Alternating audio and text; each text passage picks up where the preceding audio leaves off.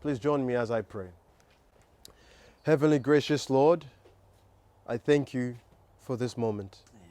It is your time, and I ask that, Lord, as I choose to give myself to you, please, I'm your microphone. Speak what you want, my God. As my brothers and sisters have come, not for anything else, but to eat and to be full, I pray that, Lord, by your Holy Spirit, may you do that, please. Lord, we love you and thank you for all that you do. In Jesus' name, amen. Friends, we're going to start talking about, as I said, the Beatitude. Now, the Beatitude was one of the first sermons that Jesus Christ spoke to the congregation in whom were to follow him for the next 3 years. And I thought that this is an interesting topic that we should discuss about, because if there was anything that Jesus Christ thought of helping people begin a relationship with, it was from the Beatitude. And one thing I want to just magnify is, one thing to understand is that the Beatitude are actually 7 principles or 7 steps which helps us to reach Christian perfection. The Beatitude complement one another. So to actually properly understand the number 7, you got to understand number 6, followed by number 5, 4, 3, 2, and 1. So to properly understand the Beatitude and the significance of why Jesus said in those order, it's important that we begin from the beginning. Amen. Amen. I want you all to flick with me to the book of Matthew, chapter 5, and verse 3. We'll begin with our first Beatitude. When you're there, you let me know by saying, Amen. Amen. Jesus Christ says, "Blessed are the poor in spirit, for there is the kingdom of heaven." Blessed are the poor in what? Spirit, for there is the kingdom of who? Of heaven. People who are poor in spirit, Jesus Christ says, you are blessed. You know why? The kingdom is yours. You are blessed if you are poor in spirit. You see, in today's society, we classify someone who is poor if they don't have enough money to buy themselves food, and also if they don't have enough extra clothes to change into. You see, if you don't have enough food to eat on a daily basis and enough pair of clothes to change into when the present one get dirty, you are classified as a poor person. Are you following me? That's physical terms, all right? Now, somebody can tell you you are poor, but still have the attitude of a person who is rich. Are you understanding? The only difference that makes when you have no clothes to wear and no food to eat, right? It is only you realizing that you're poor that then makes a big difference, all right, with your lifestyle. Are you following me? There are many poor people that they don't believe they are poor. They will be receiving $300 from Centrelink, and yet they will use that $300 to buy a 6-inch TV. Are you following me? Because they think that they ain't poor and they think they've got much. That's because they have not realized their condition. Are you following me? Now, what was Jesus Christ trying to say when he said, blessed are the poor in spirit? We understand what the physical term is when somebody's poor, but what does it mean to be poor in spirit? Which apparently makes you a candidate for the kingdom of God. Because I want to be poor in spirit. Because apparently it makes me a candidate of where? Of the kingdom of God. You know, friends, as you flick to the book of Revelation chapter 3, there is a church that was located in Turkey. Where was it located at? In Turkey. Now, this church that was located in Turkey was actually a prosperous, thriving church, rich church. And it was actually, the name of that church was a church called Laodicea. The people who lived in that city in Turkey, in the city Laodicea, were called the Laodiceans. Are you following me? Now, if you lived in that period of time, 2 things you would have recognized about the Laodiceans. These guys are well fed.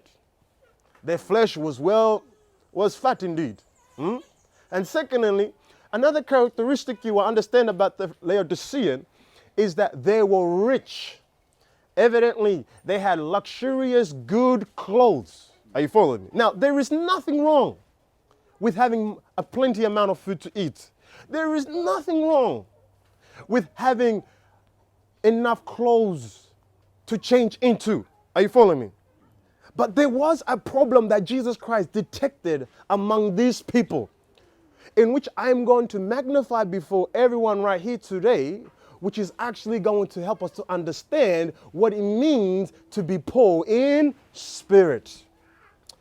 In Revelation chapter 3 and verse 17, Jesus Christ, he's addressing the undecisiveness of the church of Laodicean. They are wavering.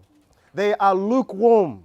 They are not making a firm decision of whether they will be fully committed to God or if they will be fully into the world.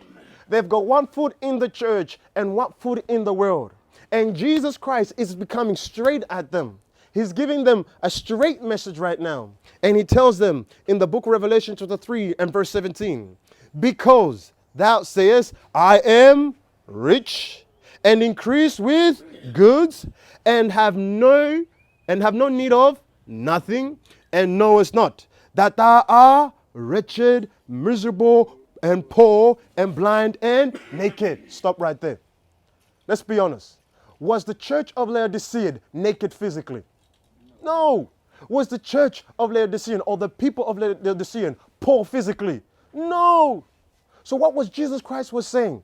Jesus Christ was saying simply, you are blind by your riches. You are naked because you are not clothed with the righteous garment of Jesus Christ. That's what they didn't realize about themselves. So in other words, to be poor in spirit is to simply understand your own spiritual deficiencies. That is what they lacked.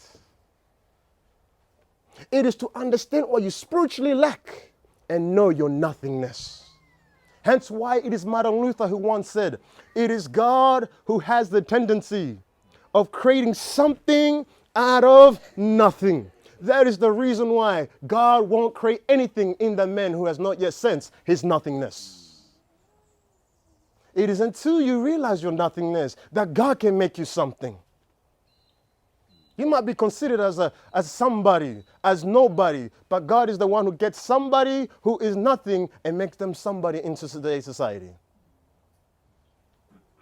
Isaiah was chosen to be God's spokesman because he said, woe is me, I'm a man of an unclean lips. I dwell among people, I hang around people, I watch things that make me filthy. Woe is me that God still speaks to me. God, you must change me before I change others. That was the language of Isaiah, and that's what made him a candidate for God to use.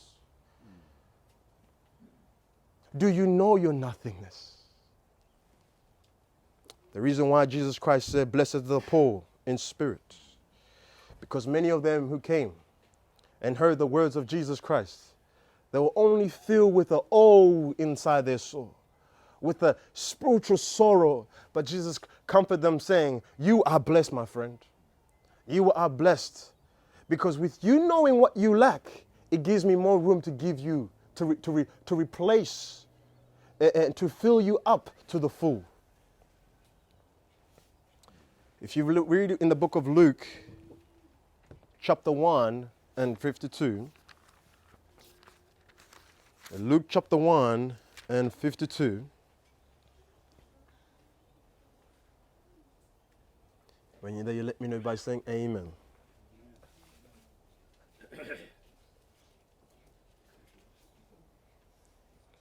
And Jesus says, and the Bible says, he hath put down the mighty from their seats, thrones, and exalted them of low degree. Verse 53, if you read with me, he hath filled the hungry with good things, and the rich he has sent empty away. So according to the scripture, many who came to Jesus hungry, they left full, and many who came rich, increased with goods, not feeling their need, they left the presence of Jesus empty as they came. Can we see that? This is spiritual talking. Those who came to Jesus and said, man, apparently there is this guy who can help you with all your struggles. Let me go and meet him and let me see what he can do for me. Those people left the presence of Jesus with something else. But those individuals, like the Pharisees, who came to listen to Jesus with the mentality of, what can this uneducated person teach me?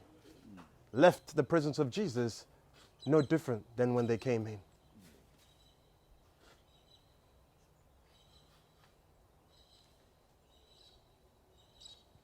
No different than when they came in. My friend, if God is speaking to you, you are blessed today. Because it is an understanding that you yourself have something. That you have something that is missing that God himself can replace. Blessed are the poor in spirit. Mind you, the church of Laodicea, and the Bible says that they were blind. They were blind by their riches. Now I got a question. If someone is blind, do they have a desire to want to follow God? No. Like if you were blind and somebody says there's a light to your left, you want to follow that light, would you want to do it? Absolutely no. Isn't that right? You have no desire to follow something that you cannot see. I wonder what's making so many people undesiring to follow Jesus. In the book of Psalms chapter 10,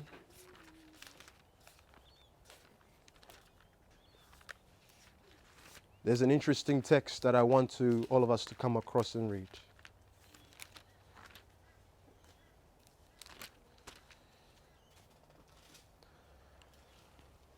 Psalm chapter 10 and verse 4.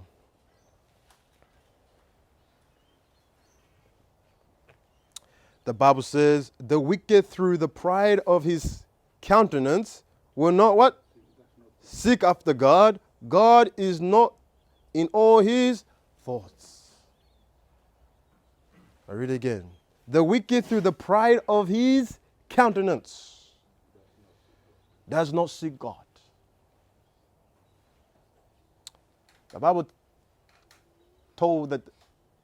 says that the Laodiceans are blind. Now, the Laodiceans are actually symbolically also representing us. They are people living under the judgment of God. And the investigative judgment of God, as we know, started in October 22nd, 1844. The wicked, the Bible describes in the book of Psalms, are so obsessed in perfecting the outward appearance that they're neglecting to examine where they are standing in the sight of God spiritually.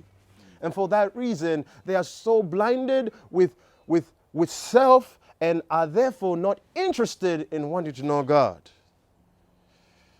Friends, let this not be among one of us. So obsessed to uplift our status, so obsessed to make ourselves something in this world. Let that not be the distraction that we have in our own lives, friends. So we've understood what it means to be poor in spirit. Alrighty. What was the second beatitude? Alrighty. Go with me to the book of Matthew, chapter 5. Blessed are they that mourn, for they shall be comforted. Alrighty. As I said before, the Beatitude are 7 steps which to help us reach Christian perfection. They follow one after the other. To rightfully understand the second one, we must first understand the first one, because they supplement one another. You see, friends, once you are led to see yourself the way God truly sees you spiritually, you cannot do anything but mourn over your spiritual soul. You cannot but weep, Lord, save me. You cannot but say, God, if you don't change me, I don't want to live today. Change me now, Lord. I need you in my life. You cannot but utter that same prayer in your life. And because of that mournful heart you give to God, because of that prayer you offer to God, God comforts you by descending His Holy Spirit upon your life, which is also called the Comforter. We are comforted because of the descending of the Holy Spirit upon our lives. That's one class or group of people that will be comforted who will be comforted by the scripture verse, by this study. Once they understand where they are. However, once they understand where they are and where God wants to take them, they are comforted. They are encouraged by the descending of the Holy Spirit upon their lives. You want to see the second class or group of people that will be comforted? If you flick in the book of Ezekiel chapter 9, today we're going to have a pretty interesting study. Ezekiel chapter 9. Now, this is a very important point, friends. I'm just going to highlight right now. Ezekiel chapter 9 and verse 4.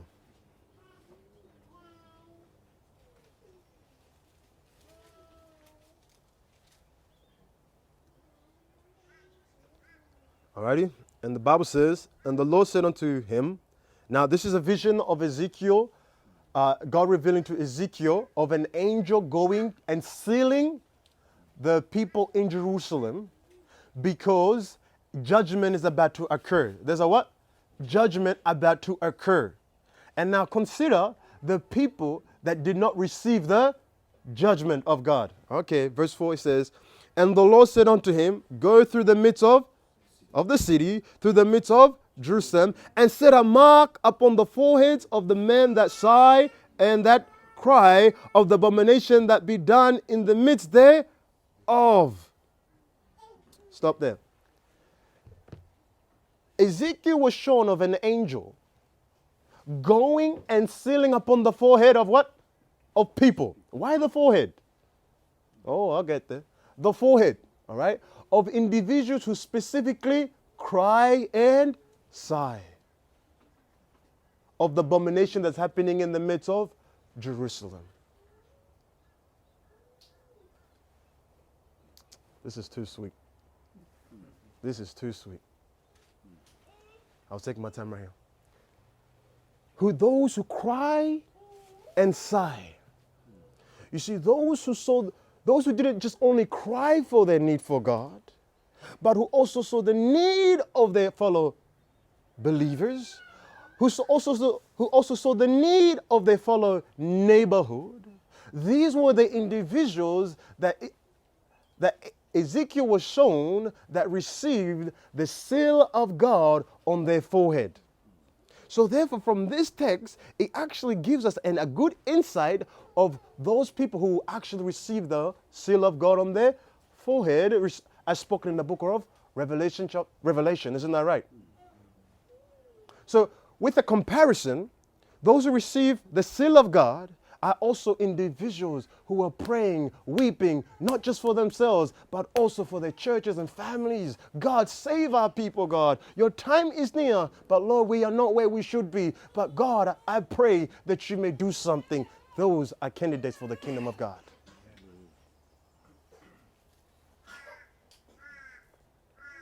Those who sigh and cry of the abomination that happens in the midst thereof. Friends, are we crying and sighing? Are we crying and sighing? You know, I remember one time I was at a church and I said, in these great last days, there is only two classes of people. You have the players and you have the spectators. Which group of people are you going to be? Are you going to be those people involved in the work that you know that needs to be done? Or are you going to be the spectators applauding those who do the great work of God, of those who preach, of those who've done good things, but you not sharing and participating in this great work? Mind you, those spectators you have also seen on TV who go to watch it again, what do they do most of the time? They what? Marvel. They what? Marvel at the great performance. Doesn't the Bible tell us that those who receive the mark of the beast will also what? You said it. So marveling, just seeing people doing good work, just seeing people doing great work, and you're not getting yourself involved, my friend. Unfortunately, you might be also receiving the mark of the beast, according to the scripture. So it's not good enough to just see and say, wow, good work is being done there. We must ourselves get part in that work.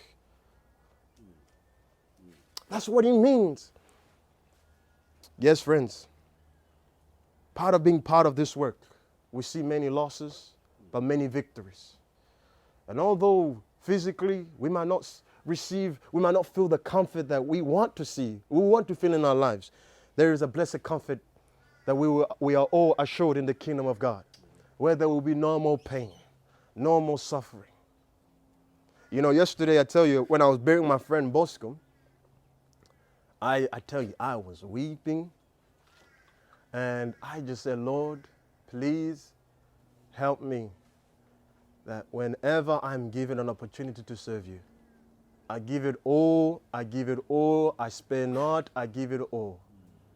Because God, I don't want to see anyone so close to me eternally lost.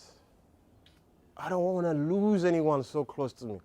And that was one of the things that was just making me cry uncontrollably at the funeral. Like, God, I want, Lord, help me. Just help me, God. Just help me. Just help me. It hits different when you lose somebody, friends. It really hits differently.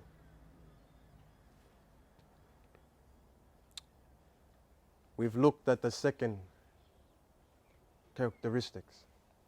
But I would just like to conclude the second characteristic with how can we therefore become successful in winning our own families. In winning what?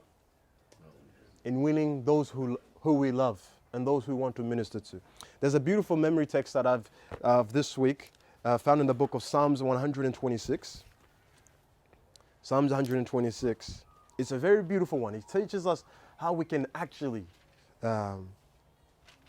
be successful in helping others find Jesus, whom we love.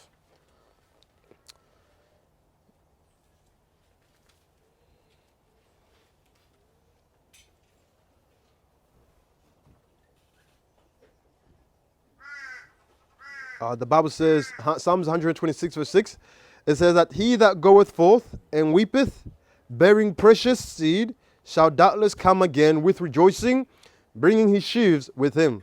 So here the Bible is basically saying, he that goeth forth, weeping, bearing precious seed. You know what that seed is representing in the gospel? The gospel. So in other words, he that goeth forth, bearing the gospel, spreading the gospel with tears of supplication to God. Lord, save these souls that have recepted this book. Lord, save these souls that have taken the time to listen to the words that I have shared. Will doubtlessly, will no shadow of a doubt, come back with results. Those who go out, the Bible says, they are assured that there will be results. There will be a harvest for the labor that they have done. Friends, this was the journey that Jesus Christ took upon this earth.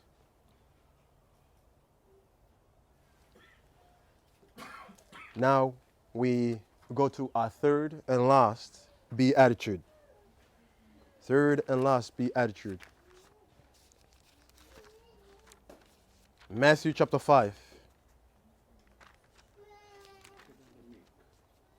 Blessed are the, for they shall inherit the earth. By the way, you know this earth will perish, but the Bible gives us a blessed promise of how there will be a new earth and a new heaven in the book of Revelation that will never ever perish.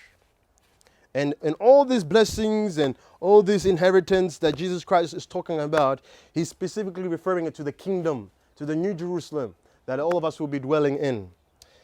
And the third Beatitude says, blessed are the meek, for they shall inherit their earths. All right. What about the meek? What about meekness that will help us to inherit, that will make us inherit the kingdom of God? Well, to begin with, I like to say that meekness is not weakness. Meekness is not what? Weakness. You know, when I read the word meek, blessed are the meek, the first person I'm taken to is Moses. In the book of Numbers, we won't go there, Numbers chapter 12 and verse 3, the Bible tells us that there was a time when Miriam and Aaron, Moses' siblings, started to become jealous at Moses. And they started to gossip and speak evil against him. But friends, when you read that story, and many occasions when Moses was falsely accused, one thing you notice is that Moses, he never defended himself. He never confronted that individual. He never went to complain unto God. He left the matter into God's hand. And in fact, in that same chapter, the Bible says Moses was the meekest man on earth. Are you following me? Moses' meekness was never better seen than when his character was attacked, but he remained silent. He did not retaliate. Are you following? He did not retaliate. I think we got to make this a little bit personal for some people to understand. When somebody said something to him in church, he didn't stop coming to church for a couple of months. Are you following me? When somebody was commenting on his children or his wife or his cooking, you know, he didn't say, I'm going to forsake this congregation for a couple of years and not come to these people because they really attacked me. Are you following? But rather, he stood there and he stood there. And when he even saw the judgment of God pouring upon Miriam, literally, the Bible says that God, he was in the pillar of a cloud. He actually moved his presence. There is no greater sign of God's disapproval than when he removes his presence away from us. He removed his presence, symbolized as a cloud, and then Miriam became a leper. And literally, the Bible says that Moses, he went to God and cried. That's expressing the inward passion in his heart for God to just save his sister. He cried, Lord, save my sister. Lord, save my sister. Don't let her perish. I know she's done wrong. I know what she has done, but please do not let her perish. Moses didn't just do it for his sister. He even did it for the congregation. At one point, he even said, Lord, kill me instead, but save these people. Lord, I've really seen their potential. I've really seen their potential. But God, do not wipe them out. Because I know these guys. I've seen them at their best. And I know you too, God. You have seen them at their best. But please, God, they are far off better than me. When I really see them, They're far better. But God, please take me. That was the language of Moses throughout his leadership. And that's why the Bible classified him as the meekest. He was so gentle.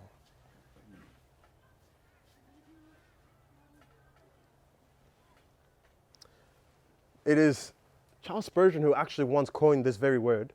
He said this, right? Monks, you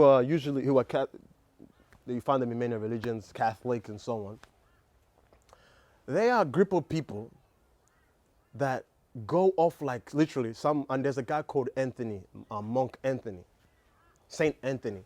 He went to Egypt, right? And he fasted for 25 years, the history says. 25 years. Are you following? Just starving with little, maybe I think there was no food. No food. Subjected to his body to extreme tortures. He would afflict himself. And he did this because he wanted to free his body from all fleshly desires. And monks are known to do this. They will go to the extreme level and they will live in isolated place. The history even goes to say that this guy, St. Anthony, he was so tempted by the devil so much that some nights he would even see the devil come in the shape of a woman to tempt him. That's how history goes to say. And now, this guy, he went to the extreme measure to just try to get closer to God and to just be the holiest person he can be. Many monks live their life like this.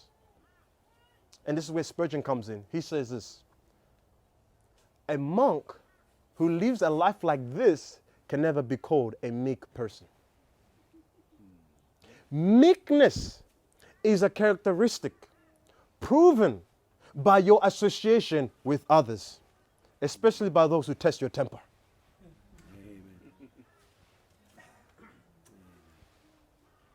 I'm coming to a close.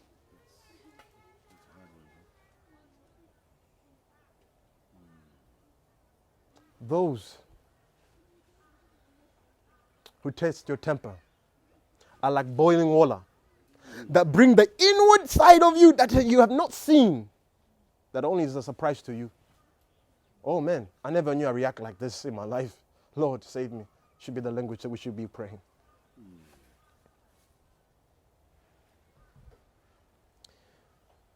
We're going to look at two characteristics of the meek. Just two characteristics of the meek. And then I'll close. Characteristic number one, we find that in the book of Matthew, chapter 11 and verse 28. You see, friends, the most inviting text of our Savior, the most encouraging text from our Savior, the most uplifting text from our Savior teaches something about meekness. Matthew 11 and verse 28. And the Bible says, "Come unto me, all ye that labor and are heavy laden, and I'll give you. Take my yoke upon you and learn of, for I am gentle or meek and lowly in, and you shall find rest unto your souls." Notice Jesus says, "Come to me, all you that labor, all you that carry something heavy, and give it to me." Now you're thinking, wow, giving it to Jesus, life is better. He says, yeah, come to me, give me your burden, and I'll give you my one. Hang on a minute. Jesus, you're not making sense here. Are you following me? And then he goes to say, no, don't worry. What I will give you is not what you think. And how I will lead you to carry that burden. I'll be gentle and I'll be meek and lowly, compassionate. So characteristic number one of those who are meek, they are understanding of the infirmities of those who they are leading. They are gentle. Oh, is this what you can bear? Okay, that's okay. That's okay. Is this the right speed for you? That's fine. As long as we are moving, we're gonna keep going. You want to go a little bit slower? That's okay. As long as we are moving, that's the attitude of a meek person. No, that's what Jacob did to Esau. You know, when they were going back, when Esau came back, Esau was like, "Hey, let's go. Hey, brother. I've got little people with me, little animals. I don't want to go too fast, lest they become weary and they die. Let us actually go with the pace that they can manage. You perhaps just go forward, I will stay with them." So you see, Jacob was a meek person. He was adjusting the speed to what the people could manage. And that's what Jesus does to each and every single one of us when he's leading you and me. He doesn't say, let's go right now to here. No. He says, is this what you can manage? Okay, we'll work with that. We'll take one step at a time. Okay, that's okay. We will stay here for a bit. I know this topic is challenging. It's okay. We'll stay here. All right, and I'll just arrange events to just help you understand it a bit better. Even if it takes you weeks, months, that's okay. All right, you've got now. All right, let's move forward. That's how Jesus leads us, friends. By the way, if we were to lead our families like that, there'll be a big difference. There'll be a big difference. I think there's something we can learn from Jesus' leadership.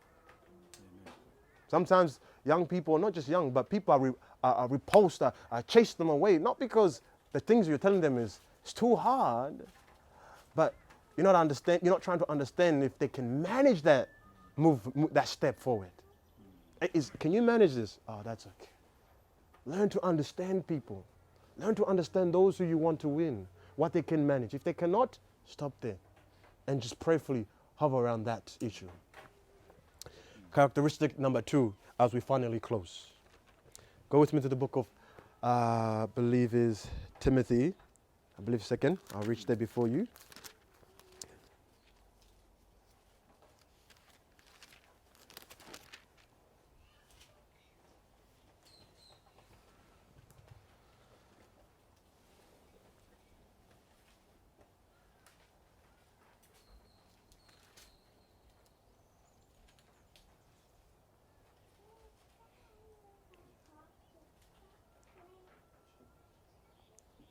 2 Timothy 2, verse 24.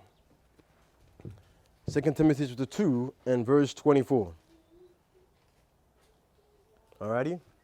And the Bible says, and the servant of the Lord must not strive, but be gentle unto all, and to teach, patient, in humility or meekness, instructing those opposing themselves, if God peradventure will give them repentance to the acknowledging of the truth. Wow. So the Bible teaches us something about us teachers. Not just teachers, but anyone who is going to share something to someone else who does not actually have the same view or who's opposing your understanding of the Bible. The Bible says that be patient, gentle, and meek as you approach that individual. So characteristic number 2 of somebody that is meek is that they are patient with those who they are trying to teach. Yeah? You're doing a Bible study with your children, and you notice they are not understanding. You don't go, hey, how long have you, and notice you have not been listening. You don't chuck all those things all together. Are you following? Because you wouldn't do that to somebody you're trying to win to Jesus Christ. You know, something I've realized, we make a big mistake when we treat so special those people we want to win, but neglect to include that type of carefulness to those we want to our own families. That is a significant element that we are missing in all efforts to try to win somebody. What we do, how we treat, how gentle we are with that person should be equal, even more with this individual. It shouldn't be any different. I'm led to something. I remember I was preaching at a church. And at this church, I was like, there's a Bible in the Exodus that says that if you see your donkey, your neighbor's donkey, going astray, don't watch it. But, however, go to that donkey and gently redirect it to its pathway back home. So how much more should we try to gently lead those who've gone astray? Another verse says, if you see your donkey's neighbor stuck in a pit, don't just watch it, but help that donkey rise up and redirect it back to its owner. So how much more with carefulness and love should we help those who are falling into the spirit of distress, help them rise and return back to their master's house? How much more love and care should we be emphasizing if we are encouraged to do it for animals? As I conclude, I will say this final word. Moses failed to enter into the promised land because he got angry at the border of the promised land. He got angry. He failed just at the point where he just needed to just trust God and say, God, I need you right now. These guys are really making me mad. Just at the point where he could have just prayed. One preacher said he failed at his greatest point of strength. That's where the devil attacked them the most. What he was strong in the most, the devil came in hard the most there. Are you following? But thankfully in the book of Jude, we are told that Moses he did repent. Hence why Satan was fighting over the body. Jesus and Satan were fighting over the body of Moses. You see, which therefore goes to show us that there's some prayers we could be praying in our very hearts that Satan himself cannot see and hear, but he will think, you're dying with the sin that I know you committed, that you did not confess to God. And that was the situation with Moses, it seems like. Whereas right now, you could be praying a prayer in your heart, and God himself can hear that very prayer, and God can say, you're my child. The devil won't even hear that. And one preacher said that Alexandra conquered the world with a sword, but the Christian conquers the heavenly city with the weapon of kindness and meekness. Amen. May that be your prayer in Jesus' name. Amen. God in heaven, we thank you for your word. Amen. We thank you for descending upon this place, Father, giving us the assurance, the hope in Jesus Christ. Help us, O Lord, to grasp it. And I pray that you may give us the strength, Lord, to be in meditation of this and Find someone we can share it to, Lord. And we love you and thank you for all that you do for us. In Jesus' name, amen.